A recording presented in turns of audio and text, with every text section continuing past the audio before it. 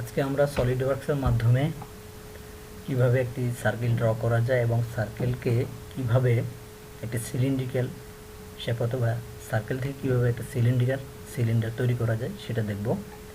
তা আমরা শুরুতেই ইউনিট সেট করে নেব। আমরা এর আগে অন্য ভিডিওতে অন্য টিউটোরিয়ালে কিভাবে ইউনিট সেট করতে হয় দেখিয়েছি, কিভাবে সলিডওয়ার্কস সফটওয়্যারটা ওপেন করতে হয় তাও দেখিয়েছি, কীভাবে সলিডওয়ার্কস সফটওয়্যার ওপেন করে ড্রয়িং পেজে আসতে হয় সেটাও দেখেছি। আমরা জিএসএম মিলিমিটার গ্রাম সেকেন্ডে ড্রয়িং করব।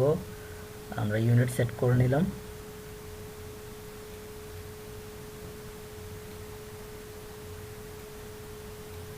তারপর স্কেচ আমরা টপ প্লেনে ড্র করব। টপ প্লেন, স্কেচ, নর্মাল, তারপর আমরা একটা সার্কেল নেব। সার্কেল কমান্ড থেকে সার্কেল অরিজিনে সার্কেল ড্র করলাম। স্মার্ট ডাইমেনশনে গিয়ে সার্কেলটা আমরা ডাইমেনশন করব। আমরা 40 দিই। রেডিয়াস, ডায়ামিটার দিলাম 40, সার্কেলের ডায় 40 শো করছে ডাইমেনশনে। ওকে, ডান। তারপর আমরা এর আগে বলেছি যে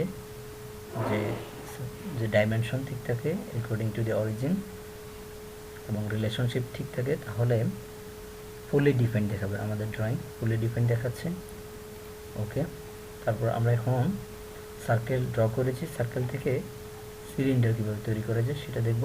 আমরা ফিচার চলে যাব। ফিচারে গিয়ে তারপর আমরা এক্সট্রুড বেস ক্লিক করলাম। তারপরে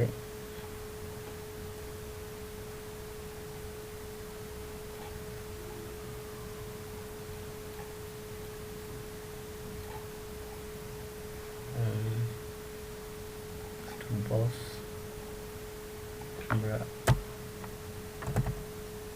60 দেই।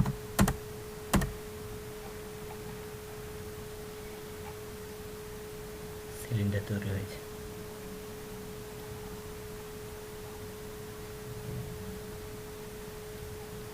ওকে, এর আগে আমরা বলেছি যে একটা 2D অবজেক্টকে যখন আমরা 3Dতে রূপান্তর করব এবং ওই 3D অবজেক্টের উপরে সলিডওয়ার্কসের যে সকল কমান্ড দিয়ে কাজ করা যাবে সেই সকল কমান্ডসগুলো শো করবে। আমরা দেখতে পাচ্ছি এখন সলিডওয়ার্কসে যখন আমরা সার্কেল থেকে সিলিন্ডার রূপান্তর করলাম তখন 3D বেশ কিছু টুলস এখানে অ্যাক্টিভ দেখাচ্ছে।